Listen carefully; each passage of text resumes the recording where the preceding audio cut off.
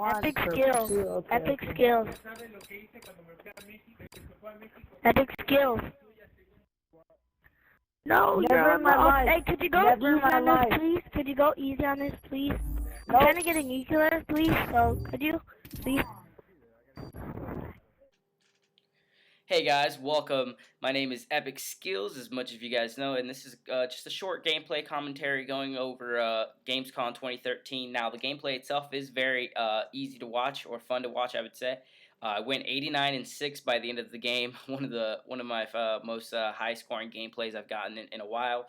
But basically, I'm not going to focus on the gameplay. I'm going to talk to you a little bit about GamesCon 2013, which just took place a few hours ago. Actually, like an hour or two, maybe even a few minutes. It depends on when you're watching this video. So let's get right into all the information that I gathered from GamesCon 2013. One of the biggest things that everyone is excited for, if you're a PlayStation user and or fan just like myself, then you obviously are still wondering about the release date. They did mention the release date at the end of the GamesCon 2013 conference, so I guess I'm going to go backwards from the information that I learned and go ahead and tell you right off the back that the release date for the PlayStation 4 has been mentioned, and it is November 15th for North America and November 29th or 26th. I'm not exactly sure, 26th, 28th, or 29th for European users. Not that big of a difference, really, a few days, and I'm really excited already to be part of the people of the 1 million people who've already pre-ordered the PS4, as they said. Now, just a few of the things that I really saw from the GamesCon 2013 conference is that they're still really trying to push the Vita. Honestly, they've been making a pretty good effort, and I think they've even might have sold me on it. It does look pretty good. I mean, it looks like it's something that it's going to be very compatible with the PS4 that I might need or have use for while playing some of the games that are going to be released on the PS4. The other thing that I really saw was that they were really trying to push. Look at me, I couldn't get on top of this thing.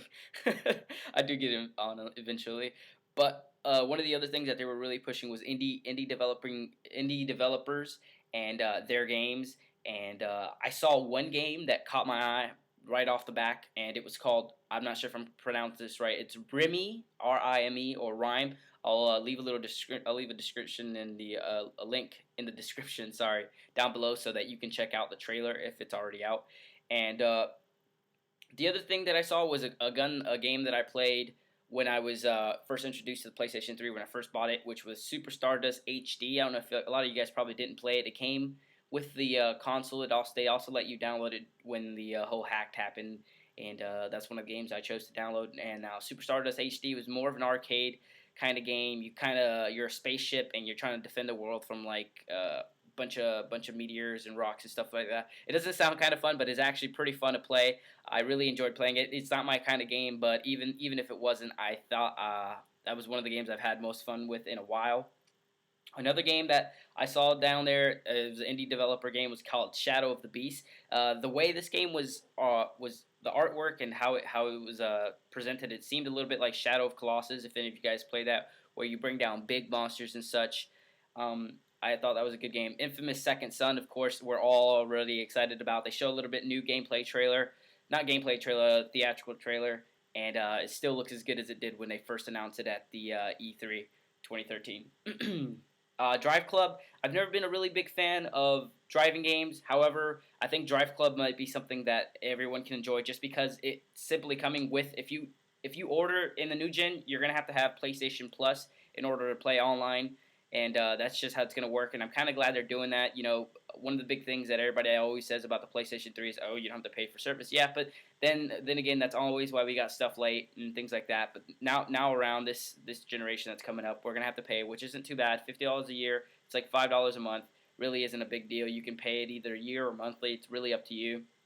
I personally am going to do it a year-wise, and if you pick up your PlayStation Plus subscription right off the back, they said you're going to get Drive Club and Rage Gun, which was the game I just mentioned before that was made by the developers of Stardust HD. Rage Gun, it's going to be a pretty fun game. Once again, you're a spaceship trying to defend the world, it looked like on there. They added a lot of more collapsible environment features, which is, I think, a big part of the next generation consoles. It looks like a lot of different games are trying to use collapsible environments and stuff like that.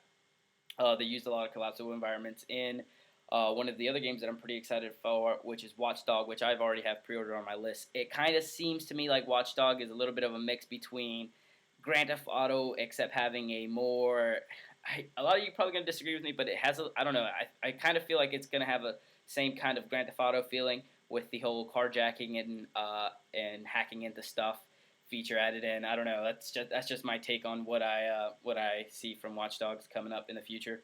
One of the biggest things that I never thought would happen is Minecraft's actually coming to the PS4 upon release. They didn't give us quite a exact date, and I'm actually pretty excited for that. I play Minecraft a lot on Xbox 360. I do own both systems, so you guys know I play on both. Watch Dogs looks amazing. I mean, Minecraft looks amazing, and I'm really glad that they're bringing it to PS4. Let's see. One of the other things that I saw was how at the end of the show, the PS4 CEO took a shot at Xbox by saying, "Hey, look, we didn't change any of our policies. We didn't have to do any of that. We had an initiative from the beginning, and we stuck to that initiative, and we're not looking to change anything like that." So pretty much, I enjoyed watching GamesCon 2013. I did start it a little bit late, but that's okay. I caught pretty much most of what I wanted to watch, and especially the most important thing for me was watching the release date, just so I was up to date on when I was going to get my PS4.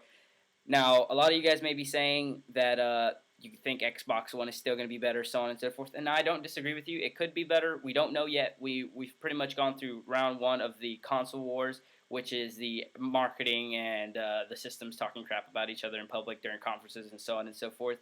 I do think that the real fight's going to be once the systems are actually in our homes and we're holding the controllers and playing the games on our own, with no one else around to tell us that this one's better and that one's better and blah blah blah blah blah. For me personally, I'm gonna pick up the PS4 first, and then I'm gonna pick up the Xbox One. I'll definitely have both systems so that I can play with either of you guys. If you're on Xbox 360 now or PS3 right now, I can play with you guys on both, and I want to be able to do that in the next generation of consoles coming up.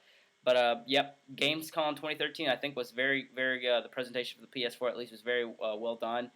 They did hit on a lot of points that I was interested in, and they actually released a lot of new titles that they're exclusives, which is something that they haven't done. They also talked about how their lineup for this year's release is one of the biggest lineups they've ever had, and so that's pretty exciting to know because I believe 8 years ago when the PS3 first came out, their lineup of games wasn't very strong. They had like Resistance maybe and a few other games that were okay, but the games that were out and on the lineup to be released for the PS3 weren't really mainstream games that everybody wanted to play. And I know that some of you are like, oh, well, I like indie games. I'm not really a mainstream game kind of guy. But, you want to present games that everyone's going to like right off the bat, not just like games that are some people's cup of tea, not others. Apart from that, you already kind of know my bias. I'm not really biased, but my opinion on next gen. I'm really excited for the PS4. I think it's going to do very well this generation. It lacked a lot this past generation of gaming consoles, and I think that Sony has saw that, and they're ready to come back with a punch. And I'm super excited to see what they can do and how the game system actually holds up once it's in my hands. And once I'm playing games on it. This has been EPICxSKILLZ. The game's about to end here. I did end up 89-6, which was pretty crazy. I tried to get the last kill there. I couldn't get it. I actually am the last kill, I think. So I might end up 89-7 or 89. I'm not sure. You'll see the score at the end. I hope you guys enjoy this. It's a pretty lot of information in a short amount of time, and I hope that you guys understood it all. And I'll see you guys later. Oh my god. You were 89-8. What the heck? He used his sports move. Kill confirmed. Yeah, freaking told you, dude.